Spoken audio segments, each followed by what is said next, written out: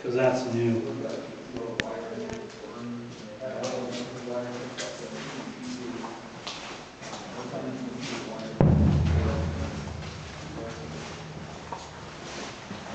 Through the concrete, there's all these manholes, like the one right here, and don't fall in, so actually just go down a ways. And this is where they had all of the utilities were through these pipes and cables.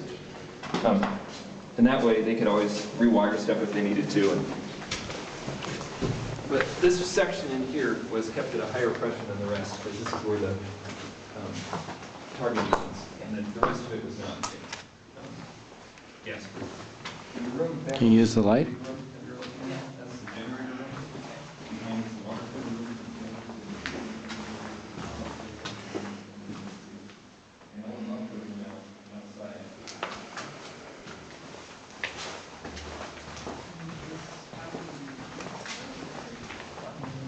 I'm sure the generators. Yeah, that's what I'm thinking. Like Those extremely awful loud. old generators. Yeah. But in here, it should have been pretty well. Very quiet. Yeah. Pretty well muffled. So watch your footing out here.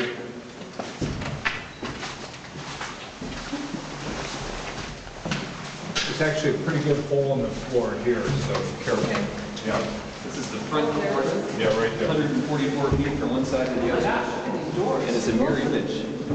Don't take pictures of the graffiti. That'll No, be- we're gonna skip Take that. it off. Yeah, we'll skip that. There's some other good ones too. Another one here. Actually, lots of This is one of the powder drills. The gun powder. This is all for gun number 2, which is the gun over there. So they fill this up with these canisters, and inside the canisters would be the sacks of gunpowder.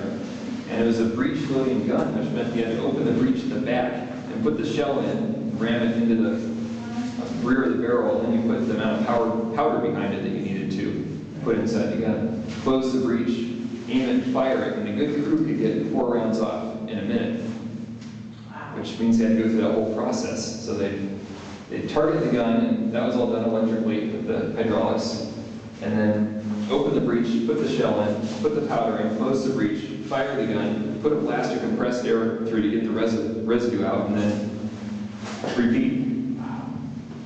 They fired the guns a few times here for target practice, but it doesn't sound like they did it very often. Right, and it never had to be used in. Never had to be used in conflict. Although after the bombing at Hunter+Harbor and the occupation of the Aleutian Islands there for a little bit, Sitka was kind of the front lines. The guys in some of the outlying installations left their shore positions in their nice comfy barracks and lived on sea rations up in the hills, and looked down and see their bread getting stale on the kitchen table. Oh, wow. One guy came to town and talked about that about 3 different times. It just stuck with him how nerve-wracking it was for a little while. But this installation wasn't here until 1943, when they actually were able to build it at the beginning of 1943. And before that, they had World War I French artillery pieces, 155 millimeter GPF guns is the type.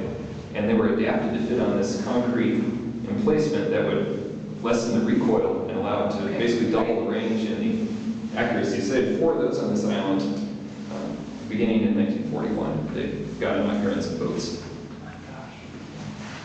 I was thinking it had to go about this. It's amazing. Yeah. The expenditure, I think, total something like $200 million in today's dollars. Today's okay. Yeah. For the entire buildup of it. That's not just the Causeway was over $2 million. I forget what the benefit was. So this is where the shells were kept in these small items. Yep. The high explosive rounds separated and the armor piercing at the back. This is the air compressor room. See where the big tanks were in the air compressor itself. Oh, sure. And all that went through these conduits in the floor out to the gun emplacement. Oops, sorry.